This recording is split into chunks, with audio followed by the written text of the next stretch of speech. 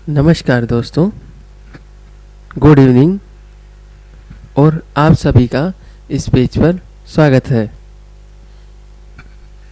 हमने पेज का नाम शिवामृत वाणी रखा है, जिसका अर्थ होता है शिव की अमृत वाणी। अर्थात शिव के जो बोल हैं वो शिव की वाणी है, जो पूरे संसार में वेदों के रूप में जाने जाते हैं। वो शिव की वाणी है। शिव इस संसार के स्थापक हैं, इस संसार के नायक हैं, इस संसार के जनक भी शिव ही हैं। हर वस्तु का अंत भी शिव से है, हर वस्तु का आरंभ भी शिव से ही होता है। इसीलिए शिव को अनंत भी कहा जाता है। शिव हर प्राणियों में, हर कण में व्याप्त है और शिव के साथ में शक्ति भी व्याप्त है। शिव और शक्ति दोनों एक ही हैं, एक ही रूप के दो रूप हैं। आकार भी वही है, निराकार भी वही है, वही शिव है। शिव का ना कोई लिंग भेद है, ना शिव के अंदर किसी अन्य प्रकार का भेद है, लेकिन शिव अपने आप में संपूर्ण है। शिव के बारे में जितना कहा जाए उतना कम है। ना वेद उनका बखान कर सकते हैं, ना हम जैसे अज्ञानी उनका बखान कर सकते हैं। शिव की जो माया है उसे ना हम समझ सकते हैं, ना ही और कोई समझ सकता है। शिव मात्र दो अक्षरों का महज एक शब्द है, जिसका अंत ढूंढना, जिसके अर्थ का अंत ढूंढना हम सबके लिए बहुत ही कठिन है। कठिन नहीं, या कह सकते हैं हम कि ये नामुमकिन सा है, क्योंकि ना शिव का कोई अंत है, ना शिव शब्द का कोई अंत है। ये जो शिव शब्द है यही अपने आप में एक बहुत ही आनंददायक शब्द है। अगर कोई इससे खुद को जोड़ लेता है, खुद को अटैच कर लेता है, जो शिव है वो शब्द रूप में भी शिव हैं और वो शिव भी हैं, क्योंकि उनका कोई आकार नहीं है। आकार अगर देखा जाए तो हमारे सनातन धर्म में कई तरह के लोग हुए हैं, जो लोग अलग अलग विषयों पर अलग अलग बातें करते हैं। वो लोग कहते हैं कि शिव तो है लेकिन शिव निराकार है, हम उसकी आकार के रूप में पूजा नहीं करेंगे। हम शिव को निराकार मानते हैं। जी बिल्कुल सही है, शिव निराकार हैं, लेकिन जो लोग ये मानते हैं कि शिव की निराकार में रूप में पूजा करना सही है, मूर्ति पूजा, शिवलिंग पूजा या फिर अन्य किसी तरीके से शिव की पूजा करना गलत है, उन्हें ये मैं समझाना चाहता हूँ कि शिव निराकार हैं, लेकिन निराकार का मतलब ये नहीं है कि वो बिल्कुल निराकार है। जी हाँ, निराकार का अर्थ जो आजकल के पाखंडी लोग खुद के दिमाग से कुछ भी लगा लेते हैं, मतलब पता भी नहीं है कि उनके पास दिमाग है या नहीं। खैर, भगवान ने सबको एक जैसी बुद्धि दी है तो उन्हें भी बुद्धि तो दी होगी, ये कहना तो गलत होगा, लेकिन वो बात अलग है। वो लोग उसे काम में नहीं लेते, आधी बातें पढ़ते हैं और आ जाते हैं हमें ज्ञान देने। हाँ, भारत में एक चीज़ फ्री में मिलती है, वो है ज्ञान। हाँ, सही बात है। देखा जाए तो कोई भी आदमी, आपस में दो आदमी बात कर रहे होंगे, तीसरा खुद का फालतू का ज्ञान आके देगा बीच में, भले ही उसे उस विषय के बारे में कोई जानकारी नहीं हो, लेकिन फिर भी वो ज्ञान देना चाहेगा। लेकिन सबसे बड़ी दिक्कत क्या है ज्ञान की प्रणाली में? ज्ञान में लोग जानते भी नहीं है वो बोलना क्या चाह रहे हैं, उन्हें उस विषय पर पता भी है या कुछ नहीं पता है। हो सकता है उन्हें बहुत सारी चीजें उस विषय पर पता हो, या फिर उन्हें कुछ भी नहीं पता हो, खाली एक विषय की एक लाइन पढ़ के आ गए। हाँ, तो वही उन्हीं ज्ञानियों के बारे में हम आज बात कर रहे हैं। वो ज्ञानी कहते हैं शिव निराकार है। वाह भाई वाह, एक लाइन में पढ़ के आ गए, एक लाइन में तुमने सारे वेदों को पढ़ लिया, अब तुम बहुत बड़े ज्ञानी हो गए, शिव को समझ गए एक दिन में। जो लोग सालों से, वर्षों से, जन्मों से कोशिश कर रहे हैं वो आज तक शिव को नहीं समझ पाए, जिसका कोई अंत नहीं है, उसे तुम कैसे समझ गए एक दिन में? एक लाइन में समझ गए कि शिव निराकार है। हाँ, शिव को ईश्वर है, सब ईश्वर एक ही हैं, सब शिव के ही रूप हैं। चाहे उसे ब्रह्मा कह लो, चाहे उसे विष्णु कह लो, चाहे उसे दत्तात्रेय कह लो, आप किसी भी रूप में उसे पूजते हो, लेकिन वो ईश्वर एक ही है और वो ईश्वर निराकार है। वो इसीलिए निराकार है। इसका मतलब ये नहीं कि आप उसे किसी भी रूप में पूजे इसलिए निराकार है वो, तो वो किसी भी रूप में उसका पूजना गलत है। आप किसी भी रूप में उसे पूजे, वो ईश्वर निराकार है, इसलिए आप उसे किसी भी रूप में पूजे, वो उस रूप में साकार होते हैं। मतलब कि जैसे कि जल को ले लीजिए, जल को आप किसी भी पात्र के अंदर भरेंगे, ठीक है, तो आप ये थोड़ी बोल देंगे कि हाँ पानी गोल है, बोलेंगे तो यही पानी निराकार है। लेकिन आप जिस पात्र में डाल के उसका प्रयोग कर रहे हैं, उसने कुछ समय के लिए, आपकी शांति के लिए, आपको दिखने के लिए वो आकार लिया हुआ है। बिल्कुल इसी तरह परम परमेश्वर हैं जो निराकार हैं, लेकिन जिस भी रूप में आप उनकी पूजा करते हैं वो उस रूप में विद्यमान हैं, इसीलिए वो निराकार हैं। क्योंकि सब अलग अलग रूप में पूजा करते हैं, अलग अलग तरीके से करते हैं। जो हर प्राणियों में उपलब्ध है, जो हर प्राणियों में निवास करता है, वो शिव हर रूप में एक ही है। उसका जो मूल है, मूल स्वरूप कुछ नहीं है, इसलिए वो निराकार है, लेकिन उसके स्वरूप बहुत है। आप जिस भी स्वरूप में उसे पूजे वो शिव ही रहेंगे, वो ईश्वर ही रहेंगे। आपके कहने ना कहने से आप बदल नहीं जाते। अब आते हैं कुछ लोग जो कहते हैं कि शिव तो है ही नहीं, मानो तो भगवान है, नहीं तो भगवान ही नहीं है। अरे वाह भाई वाह, ये आ गए नए आदमी, इन्होंने भगवान को बनाया है। इनने भगवान बनाया तो है, अगर इनने भगवान नहीं बनाया तो भगवान ही नहीं है। वाह भाई वाह, कहां से आते, कहां से हैं ये लोग? ऐसे ज्ञान कौन देता है इन लोगों को?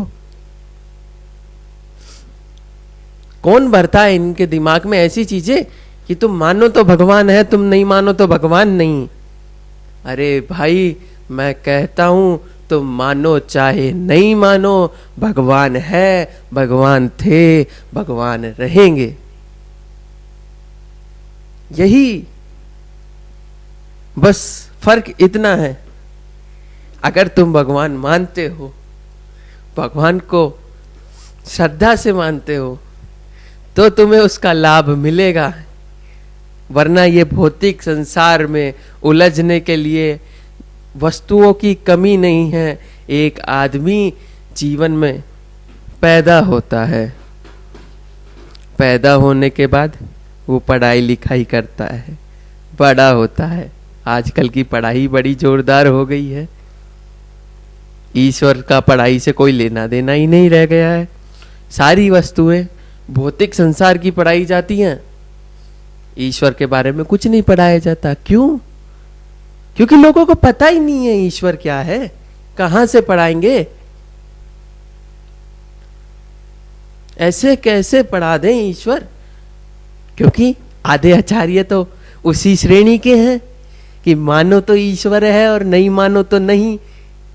हम नहीं मानेंगे क्योंकि हम ईश्वर को मानते हैं, तो हमें बंधनों में रहना पड़ेगा, हमें अलग अलग तरीके के बंधनों में रुकना पड़ेगा, हमें अलग अलग तरीके के नियम मानने पड़ेंगे, क्योंकि शिव है, ईश्वर है। ईश्वर है तो ईश्वर की बनाई हुई जीवन की पद्धति भी है, और ईश्वर की बनाई हुई जीवन की पद्धति है तो हमें उसे मानना भी पड़ेगा। इसीलिए कुछ लोगों ने नया नियम बनाया कि हम ईश्वर को मानते ही नहीं है, ईश्वर है ही नहीं, क्योंकि है नहीं तो हमें उसकी बात माननी नहीं पड़ेगी। अरे मूर्खो, मैं तुमसे कहना चाहता हूँ, पता नहीं मेरी वीडियो को कितने लोग देखेंगे, मेरी पहली वीडियो है, कितने लोग देखेंगे, कौन देख रहा होगा कौन नहीं देख रहा होगा, मुझे इस बारे में बिल्कुल अंदाजा नहीं है। पर फिर भी कहना चाहता हूँ, अगर तुम ये सोच रहे हो कि तुम्हारे ना कहने से भगवान नहीं होगा, तो ये तुम्हारी गलतफहमी है। ये जो तुम संसार की चीजें देख रहे हो ना, ये चीजें है ही इसीलिए, इनको बनाया ही इसलिए है जिससे आदमी भटका रहे, आदमी मुक्ति की सोचे नहीं। मतलब उन लोगों के हिसाब से जो मानते हैं ईश्वर नहीं है, उनके हिसाब से जीवन क्या है? जीवन में आदमी पैदा हुआ, बड़ा हुआ, पढ़ाई लिखाई करेगा, डॉक्टर, इंजीनियर, बिजनेसमैन बन जाएगा। बिजनेसमैन बन जाएगा तो क्या करेगा? क्या करेगा बिजनेसमैन बन के? बहुत बड़ा बिजनेस करेगा, शादी कर लेगा, बच्चे पैदा हो जाएंगे, बुढ़ा हो जाएगा थोड़े दिन बाद, है ना, फिर किसी अच्छे से हॉस्पिटल में थोड़े दिन इलाज करा जाएगा और फिर मर जाएगा। अरे भाई, क्या जीवन है ये? ये जीवन नहीं होता, बिल्कुल नहीं होता ये जीवन। किसने कह दिया तुमसे ये जीवन होता है? ऐसे कर रहे हो तो तुम में और किसी साधारण जानवर में क्या फर्क है? ये काम तो वो जानवर भी करता है, पैदा वो भी होता है, खाना वो भी खाता है, बड़ा वो भी होता है, प्रजनन वो भी करता है, और अंत में अंत भी उसका भी होता है। तुम्हें भगवान ने एक चीज ज्यादा दी है, खुद की समझ, खुद के हिसाब से जीवन को ढालने की प्रक्रिया, खुद के हिसाब से जीवन को चलाने का तरीका। लेकिन तुम तो भाई बड़े ही अंतर्यामी हो, तुम्हें तो पता है ईश्वर है ही नहीं। क्यों नहीं है भाई ईश्वर? मुझे बताओ तो सही, तुम्हारी दिनचर्या और एक कुत्ते की दिनचर्या में फर्क क्या है? कोई है फर्क? तुम में और अन्य पशुओं में क्या फर्क है? अगर तुम्हारी जिंदगी का मकसद पैदा करना, कमाना और एंड में मर जाना, क्यों भाई, काय के लिए कमा रहे हो इतना? हैं? कोई है बता सकता है? कमेंट कर देना वीडियो पे, देख लूंगा। समझ में नहीं आता कैसे कैसे लोग आते हैं। ईश्वर नहीं है, वाह। तो मैं कहना चाहता था कि ईश्वर हर जगह है। हमारे मानने या ना मानने से ईश्वर के अस्तित्व पर कोई प्रभाव नहीं पड़ता। उसे तुम्हारी जरूरत नहीं है, तुम उसे नहीं मानोगे, उसका कुछ नहीं जा रहा, नुकसान तुम्हारा होगा। वो तो पहले भी था, वो अब भी है, वो आगे भी रहेगा। तुम नहीं मानोगे, उसके कोई फर्क नहीं पड़ रहा, नुकसान तुम्हारा हो रहा है। तुम बंधनों में बंधे हुए हो। ये भौतिक संसार की रचना ही इसीलिए की गई है जिससे तुम इन सब में उलझे रहो। तुम्हें भी समझ में नहीं आएगा कब तुम इसमें उलझ गए, कब तुम क्या हो गए। तुम उलझे रहोगे, वो इस संसार का चक्र, पैदा हो, पैदा करो और मर जाओ, आगे चलाते रहो, आगे चलाते रहो। गोल गोल साइकिल है, सालों से चल रहा है। अबे मतलब क्या है इस साइकिल का? क्यों दी है तुमने जिंदगी इंसानों वाली? अभी इंसान बने हो, अगले जन्म में पता नहीं कौन सा जानवर बनोगे ऐसी हरकतें करोगे तो। इंसान का जीवन आदमी को खुद के कर्तव्य सुधारने के लिए, खुद के कर्म सुधारने के लिए, खुद का जीवन सुधारने के लिए मिलता है। जो व्यक्ति एक बार में मनुष्य जीवन का बिल्कुल भी सदुपयोग नहीं करता, उसे अगले जन्म में पशु पक्षियों का जीवन मिलता है। कौन से पशु पक्षियों का जीवन मिलेगा? किस पशु पक्षी का जीवन मिलेगा? ये आधार होता है उसके इंसान रूप में किए गए कर्मों का। उसने किसी कुत्ते को डंडा मारा, वेरी गुड, बहुत अच्छा किया, आपने एक कुत्ते को डंडा मारा। इंसान रूप में आपके अंदर बिल्कुल पिछले जन्म की कोई भी याददाश्त नहीं है, नहीं है कोई भी याददाश्त। लेकिन जब आप पशु या फिर किसी अन्य योनि में जन्म लोगे तो आपको आपके इंसानी जीवन की, इंसान के रूप में, मनुष्य के रूप में करे गए हर काम की याद रहेगा। यहां से शुरू होता है आदमी को उसके कर्म का फल मिलने का दंड। आपने किसी कुत्ते को छड़ी से मारा, अगले जन्म में सबसे पहले आप कुत्ता बनोगे। हाँ, सही है। जिसे मेरी बात पे डाउट है कमेंट करे, मैं उसके हर सवाल का जवाब दूंगा, हर एक सवाल का जवाब दूंगा। जिसे भी मेरी कोई भी बात अगर असत्य लगती है, झूठ लगती है, तो कमेंट करे, मैं उसे एक एक बात का संतुष्टि से जवाब दूंगा। उसके बाद मानना कि शिवाचार्य ने सही कहा या गलत। तो हम कहना चाह रहे थे आप कुत्ते को मारिए, अगले जन्म में आपको कुत्ते का रूप मिलेगा। आप देखोगे कि आपको याद है आप कुत्ता बने हुए हो, आपको याद है कि आपने एक कुत्ते को पिछले जन्म में मारा था। तब कोई आदमी आपको, जब आप कुत्ते के रूप में होगे, तब आपको उसी प्रहार से मारेगा। हाँ, यही चक्र है। मछलियों को खाते हो, संसार में मछलियां ज्यादा क्यों हैं? सबसे ज्यादा लोग मछलियों को खाते हैं, फिर अगले जन्म में मछली बनते हैं और फिर उसी दर्द से होकर उनको गुजरना पड़ता है कि उन्होंने क्या क्या किया। जानवर बढ़ रहे हैं संसार में, इंसानों की कमी होती जा रही है। क्यों होती जा रही है?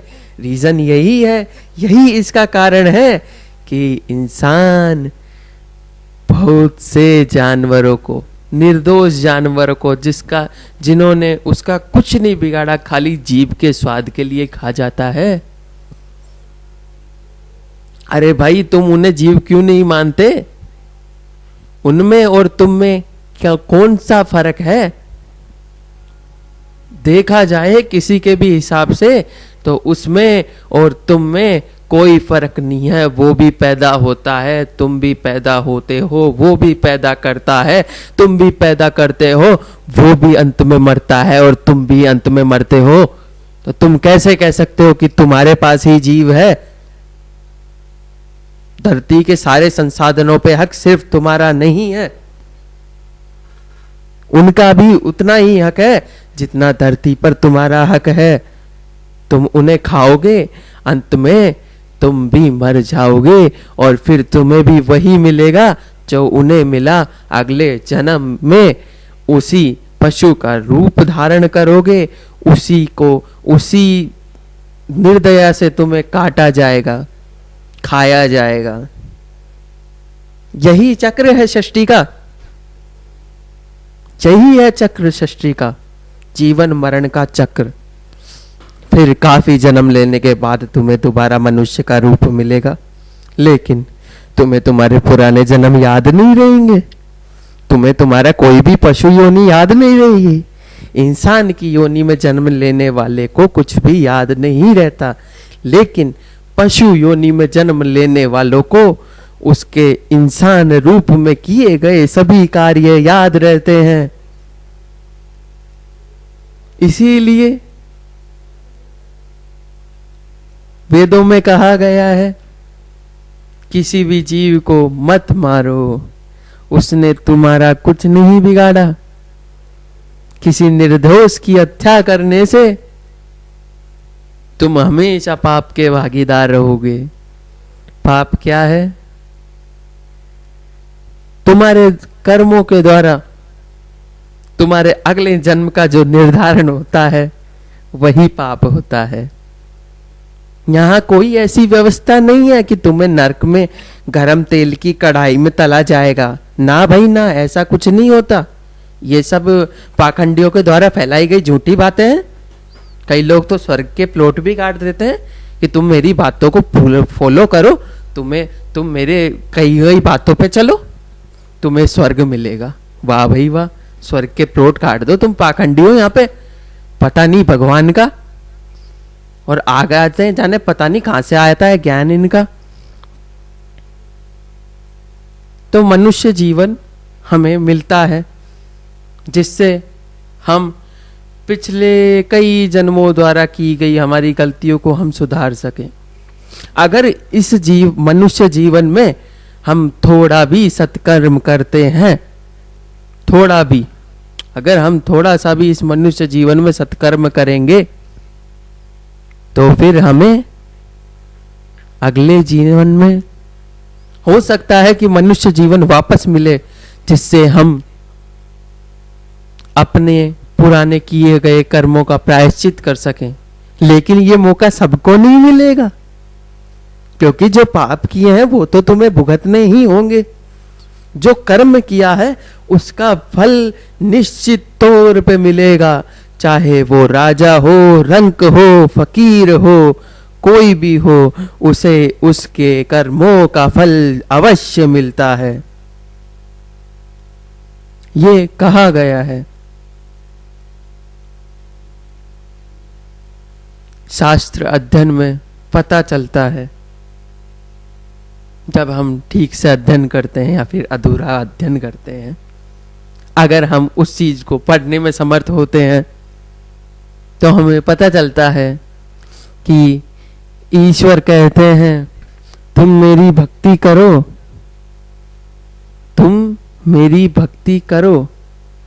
अगर तुम्हारे किसी गलत जगह पर जन्म लेने की वजह से तुम्हें भक्ति में सफलता नहीं मिलती, तो उसके लिए तुम्हें अगला अवसर मिलेगा, उसके लिए तुम्हें अगली चीज जरूर मिलेगी जिससे तुम उस गलती को सुधार सको।